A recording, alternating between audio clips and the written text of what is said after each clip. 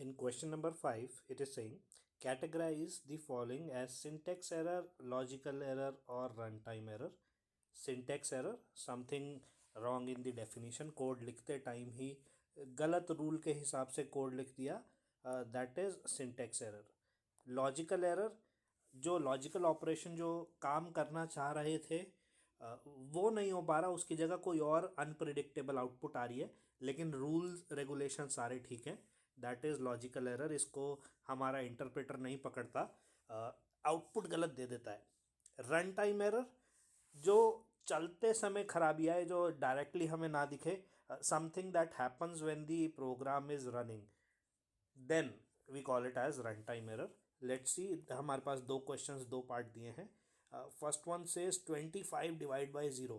सो 25 है and I am trying to divide it by number called 0.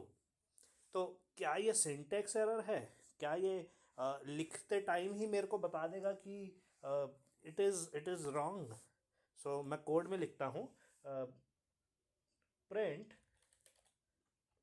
27 divide by 0. ठीक है, I will close the bracket and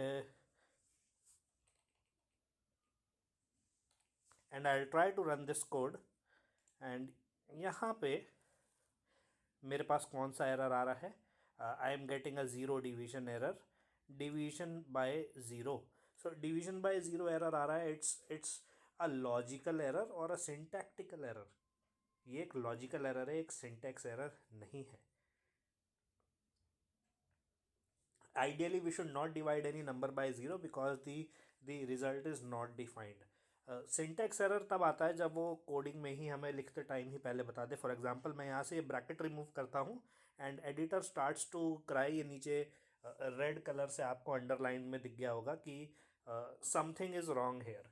print की जगह, even मैं bracket ठीक कर देता हूँ, प्रिंट की जगह यहाँ पे कोई स्पेलिंग मिस्टेक कर देते हैं, PRNT, तो वो भी रेड कलर से अंडरलाइन आ जाता है. दीज आर सिंटैक्टिकल एरर्स जिनको इंटरप्रेटर पकड़ सकता है और पहले ही हमें वार्निंग दे सकता है कि यहाँ पे कोई ना कोई एरर है.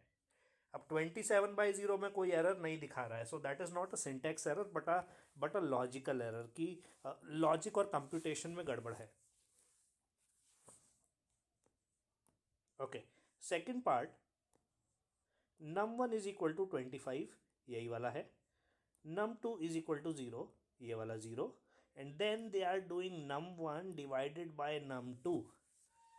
ठीक है, so we will do it in code. num1 is equal to 25, then we will define num2 is equal to 0, and then we will say print num1 divided by num2. सो ये इंटरप्रेटर को तब तक नहीं पता चलेगा जब तक num2 की वैल्यू 0 एक्सप्लिसिटली उसमें नहीं जाएगी. सो वी कैन यहाँ पे 0 लिखने के बजाय हम यूज़र से भी वैल्यू ले सकते हैं, और जब यूज़र उसमें 0 डाले तब एरर आए, और यूज़र उसमें नॉन ज़ीरो वैल्यू डाले तब एरर ना आए, ऐसा भी हो सकता है. So let's run this code and वही सेम डिवीजन बाय 0 एरर आएगा, but this time this will be called as a run time error, क्योंकि ये चलाने पे आ रहा है. ठीक है, let's go back to the code. यहाँ यूज़र से पूछ लेते हैं वैल्यू. सो int input enter the value of num2.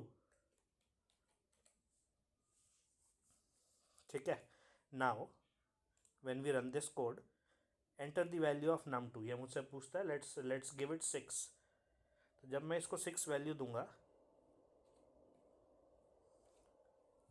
तो ये एक्चुअली में डिवाइड कर देगा, कोई एरर नहीं देगा. But when I go back, let me go back and यहाँ पे again if I run this and num2 की वैल्यू अगर मैं 0 सप्लाई करूँ इसको, तब ये एरर दे देगा. In this case I will call it as a run time error, क्योंकि यूज़र के इनपुट के बेसिस पे रन टाइम के दौरान कहीं ना कहीं एरर आ सकता है जो मेरे प्रोग्राम को क्रैश कर सकता है. That will be run time error.